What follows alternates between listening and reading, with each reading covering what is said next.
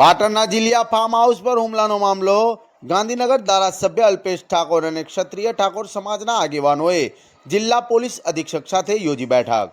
ધારાસભ્ય અલ્પેશ ઠાકોરનો યુ-ટર્ન। પ્રથમવાર અલ્પેશ ઠાકોરે સોમવારે ઠાકોર સમાજનું સંમેલન યોજવાની કરી હતી વાત, ત્યારબાદ સંમેલન નહીં યોજવાની કરી જાહેરાત। જીલિયા ફાર્મ હાઉસ હુમલામાં આરોપીઓને જાહેરમાં માર મારવા બદલ અધિકારી કર્મચારીઓને સસ્પેન્ડ કરવાની કરાઈ હતી માંગ। સામાજિક આગેવાનો અને ધારાસભ્યની માંગને પગલે પોલીસે હવે ઝૂકવું પડ્યું।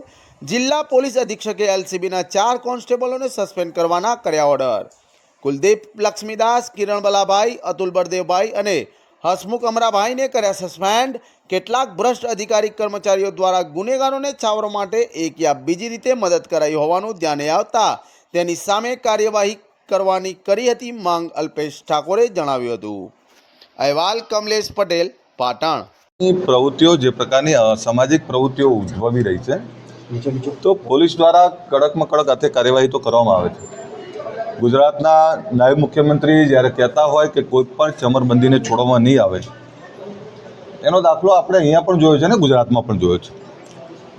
પરંતુ આ બધાની વચ્ચે કોઈ ગુનેગારોના હામી બનતું હોય તો એની સામે પણ સરકાર, પોલીસ તંત્ર કડક હાથે કાર્યવાહી કરવા માગે છે। એક એવા સામાજિક તત્વો જેણે સામાન્ય લોકોને ખૂબ રંજાડ્યા, એ આ પક્ષે હતા, પેલા પક્ષે હતા, એના કરતાં ગુનેગારની કોઈ જાતિ નથી હોતી અને એવા ગુનેગારોને કડકમાં કડક હાથે કાર્યવાહી કરવાનું રાજ્ય સરકાર અને પોલીસ તંત્ર દ્વારા કરવામાં આવ્યું। પરંતુ એમાં પણ કેટલાક ભ્રષ્ટ અધિકારી કર્મચારીઓ દ્વારા ક્યાંક એક યા બીજી રીતે ગુનેગારોને છાવરવા માટે એમને મદદરૂપ થવા માટેનો પ્રયત્ન કર્યો હોય એ ધ્યાનમાં આવતા એવા સામે પણ કાર્યવાહી કરવી એવી અમારી માંગણી હતી। અમે હજુ સ્પષ્ટપણે એવું માનીએ છીએ અને પાટણના એસપી સાહેબ અને વહીવટીતંત્ર, પોલીસ તંત્રને અપીલ કરીએ છીએ કે કોઈપણ સમાજનો કોઈપણ વ્યક્તિ અસામાજિક ગુંડો સામાન્ય લોકોને ડરાવવાનો, ખંડણી કરવાનો પ્રયત્ન કરતો હોય, સામાન્ય લોકોને હેરાન કરવાનો પ્રયત્ન કરતો હોય તો એવા તમામ લોકો સામે કાર્યવાહી કરો। પરંતુ આપણા વિભાગમાં રહેલા લોકો પણ એવા ગુનેગારોના કોઈ હામી ના બને એનું પણ ધ્યાન રાખો।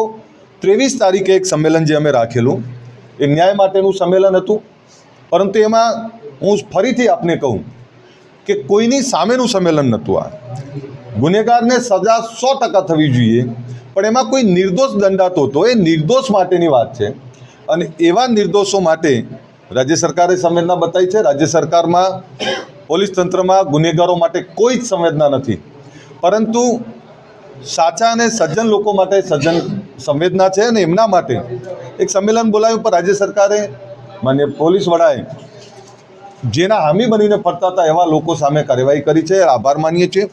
23 તારીખનું સંમેલન આ તબક્કે અમે મોકૂફ રાખીએ છીએ। અમારા આગેવાનો આપને ડિટેલથી વાત કરશે, પરંતુ પોલીસ તંત્રનો આભાર માનું છું અને સાથે અપીલ પણ કરું છું કે કોઈપણ સમાજના અસામાજિક તત્વને છોડવામાં ના આવે, તમામ લોકોને જાહેર કરવામાં આવે ને એની સામે કાર્યવાહી કરવામાં આવે। અસામાજિક તત્વોને કોણ લાગણીને રહી અને સોમવારની સભા 23 તારીખને અમે રાખેલી હતી। સમગ્ર સમાજમાં ખૂબ સારો પ્રતિસાદ મળી રહ્યો હતો। સાથે સાથે અમારા સમાજના આગેવાનો સાથે પોલીસ તંત્ર અને અમારા આગેવાનોએ વાતચીત કરી કે ભાઈ તમારો વિષય શું છે, તમારી માગણી શું છે। અમે એમને આજે અમારી માગણી દર્શાવી। અમારી કેટલીક માગણીઓ હતી, કેટલીક માગણીઓમાં પોલીસ તંત્ર અમારી સાથે સંમત થયું અને પછી સર્વ સમાજે નિર્ણય કર્યો કે ભાઈ આપણા જે વિષયો છે, આપણી જે માગણીઓ છે એમાં સકારાત્મક આપણને વલણ દેખાતું હોય અને આપણને પરિણામ મળતું હોય તો પછી આપણે સંમેલન કરવાનો કોઈ મતલબ નથી। એટલે હાલ પૂરતું મેં આ સંમેલન મોકૂફ રાખ્યું છે। આગામી સમયમાં જ્યારે અમને આ વિષયમાં જરૂર પડશે ત્યારે અમે સાથે રહી અને સૌ સમાજને સાથે રાખી અને નિર્ણય લઈશું। માગણીઓ હતી જે પ્રકારે અમારા કેટલાક નિર્દોષ યુવાનોને આ કેસમાં સામેલ કરવામાં આવ્યા હતા અને પોલીસ દ્વારા અમને ક્યાંક એવું લાગતું હતું કે પોલીસે પણ આમાં ખોટો રોલ ભજવ્યો છે। એટલે અમે સાહેબને કીધું જે લોકો ખોટી રીતે આમાં સામેલ છે અને અમારા ખોટા લોકોને સામેલ કર્યા છે એમની સામે કાર્યવાહી થવી જોઈએ। બીજો વિષય હતો કે ભાઈ જે આ સામેવાળા છે એ પણ રીઢા ગુનેગાર છે, એમના પર પણ કેટલાય ગુના છે, એ અત્યાર સુધી કેટલાય ગુનામાં છૂટી ગયા છે અને અત્યાર સુધી ક્યારેય ક્યાંય પણ રિકન્સ્ટ્રક્શન કે એવું કંઈ આપણે નજરે જોયું નથી. તો અમે સાહેબને વિનંતી કરી કે એને પણ પકડીને લાવવામાં આવે અને એનું પણ રિકન્સ્ટ્રક્શન આ લોકોનું કર્યું એવા જ પ્રકારનું રિકન્સ્ટ્રક્શન કરવામાં આવે એવી અમે માગણી મૂકી હતી. એની આ જે મિલકત હતી એ પણ ગૌચરમાં હતી, એ પણ આ બધાના સૌના પ્રયત્નોથી એ પણ તૂટી ગઈ છે. એટલે સરકારશ્રી અને પોલીસ અને સૌ અમારા આગેવાનોનો પણ અમે આભાર માનીએ છીએ અને અમારા સમાજને પણ વિનંતી કરીએ છીએ કે એક મિનિટ છે કે સામે પક્ષે પણ આવો ને આવો અમારને જે રીતનો વરઘોડો કાઢે એવો જ વરઘોડો નીકળવો છે.